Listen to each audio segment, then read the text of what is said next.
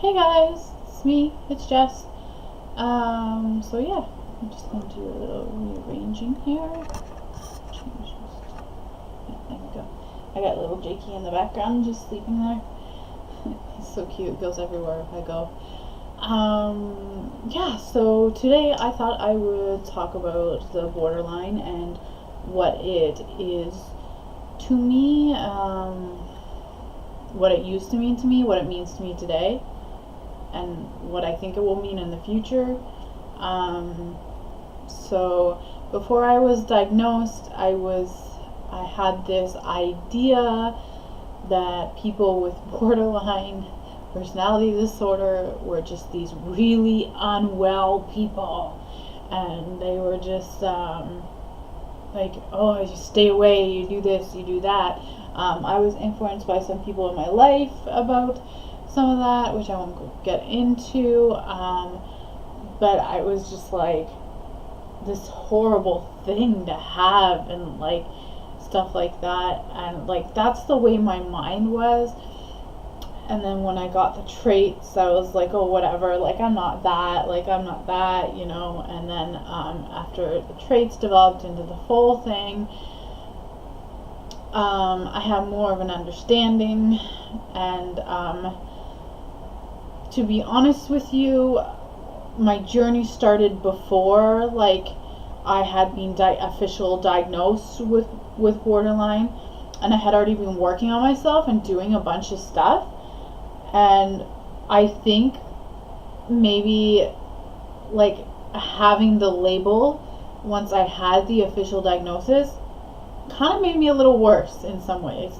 I think it kind of just let me sit and be comfortable in that, because that's what people are telling me I am. That's what I am, so I'm gonna be that, right? You know, that mindset.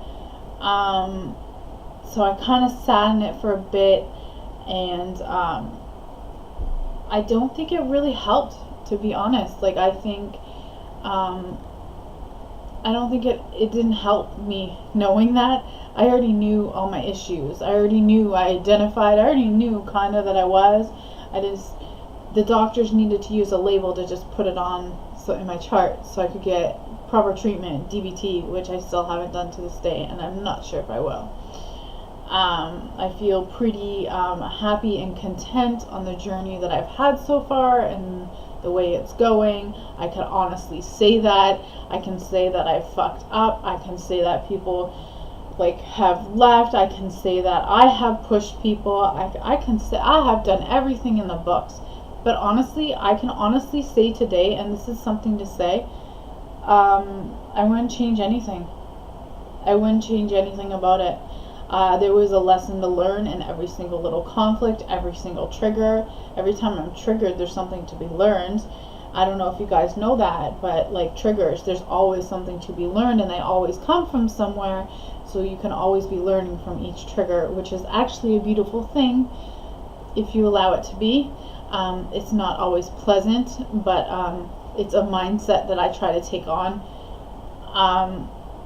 And there's always something to learn. So I got the label and kind of sat with that for a while. And a few months before, I had been reading a couple books, spiritual books on enlightenment and stuff like that. And if you're interested in any of the books that I read, because I read like a lot of spiritual books, I don't have them all currently. I have some of them. I can do a whole thing on that. And the ones that helped me and that didn't, although what helps me might like not work for you, so keep that in mind. I'm really loving this hair today. Yeah, where was I? So the borderline label. So I had kind of looked at it from a spiritual aspect, and then I kind of got stuck back in the like, I couldn't get together. It was black and white to me. It was either it's a spiritual thing, like this is all spiritual what's happening to me, or this is like all like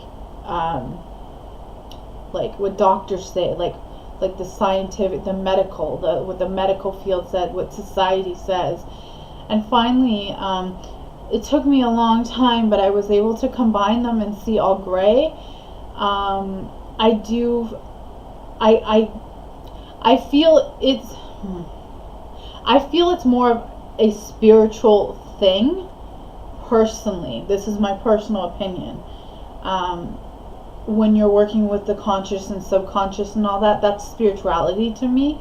But I feel like the medical system has taken something and had to do something to help people who are struggling with this, and they've built what they've built, and they've made this label and diagnosis, and there's this treatment, that this woman made that, like, you know, she has borderline too and stuff like that, but in the same aspect, that's great, but it's like, just because it's something that worked for her or that she made doesn't mean it's for me. So I try to keep that mindset with everything, that anything can work. I try to keep an open mind that anything can help me. It doesn't have to come from someone with mental illness. It doesn't come from a doctor. It doesn't, you know, anything. Like, you can just pick up, and like, if you find you're like drawn to it or it's helping you, then do it. You know, it's really that simple. Well, it's not really simple. Yeah, so I used to, like, with my doctors, used to rely on them for, like, so much, like, medications. Like, as soon as my mood would change a little, oh my god, my medications, they need fixed. Or as soon as as soon as anything, just anything, I would have to bypass everything by them to make my decisions. I was so dependent on them. I was so dependent on so many people, like, so many people. It was crazy. I had no sense of independency and no sense of myself, and it's different now with my relationship with my healthcare. I'm actually going to be discharged, I think.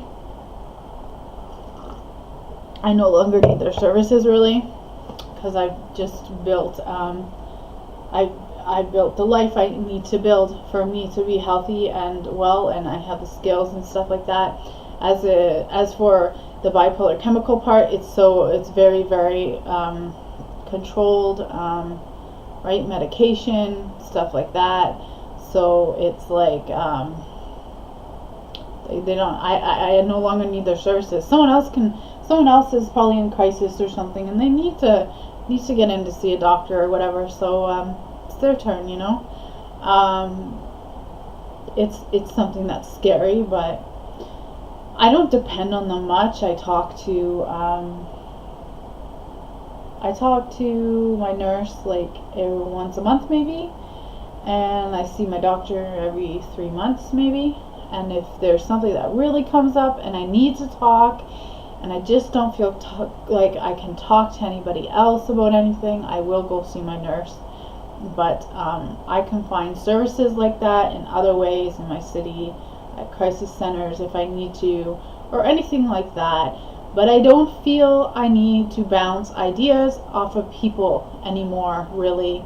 I feel I make decisions for myself, within myself, and I've learned skills for that too, figuring out what's right for me and stuff, and I just go with it, and I don't feel I need to bypass anything.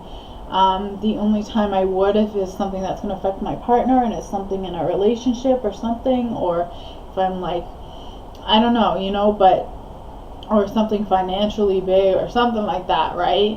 But I don't feel I need to depend on people to make my own decisions. I am an adult and I can make my own decisions, and I'm proud to say that, because I really, really, really didn't have much power to do that before. So that is a huge part of my recovery. What else? Labels.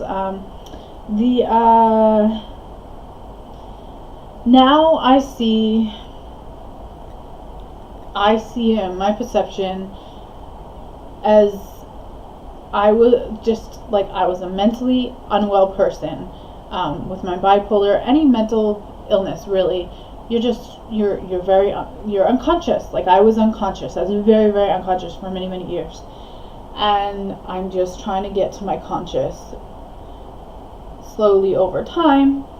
And it kind of goes back into my subconscious, become aware of some more things in my subconscious, but then I go up, and then I become aware of some more in my conscious, but then I go back into my subconscious, and like, it's just like a battle. Like, that's what it is. That's how my journey's been. It's just, that's how I've become aware of things. So if you're struggling, and every few weeks, say, or whatever, like this used to happen to me, it's gotten farther and farther apart now, but it's all right if, like, you struggle.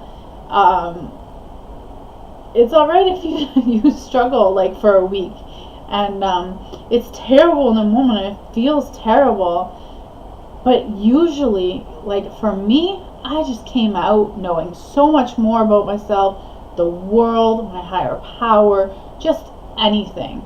And I became aware of things. So, which is what it's all about, is becoming aware of things. In my personal opinion, that's what it's all about. Becoming aware. And then once you become aware of behaviors and stuff, you can start changing them. And then it's actually getting the skills and the motivation to change them. Which I still struggle with a couple of behaviors. But yeah. So, I personally, if somebody asked me what is borderline to you, I would say it's a label that doctors use to put in my chart. And that's kind of all I try to separate from it. Personally, I try to separate. It's a label. It's a word. Society made up what it is. You know, I know myself. I know I'm a spirit. I'm not borderline. It's not that I'm not borderline. Yeah, you could use that label for me, for sure.